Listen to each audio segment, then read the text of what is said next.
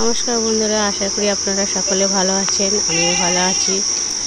তো আজকে আমি চলে এসেছি ধান্যখেল বলে একটা জায়গা আছে সেখানে। তো পুজো দিতে কী জন্য এসেছি, পুজো। তো এই হচ্ছে সেই মায়ের মন্দির।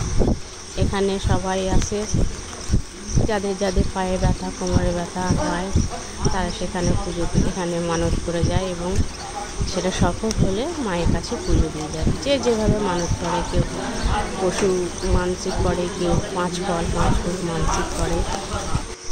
তো এই হচ্ছে সেই পুকুর, যে পুকুরে মায়ের কাছে পুজো দেওয়ার আগে এই পুকুরে স্নান করতে হয়।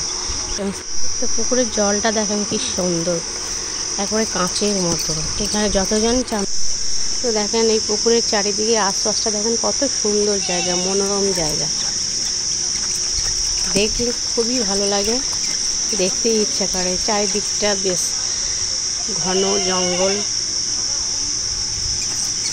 তো এখানে যারা যারা মানত করে, পাঁঠা সব মানত করে। তো দেখেন ওই দিকটা গ্রাম ঢোকার রাস্তা, গ্রামটা আরও হয়তো ভিতরে আছে গ্রাম।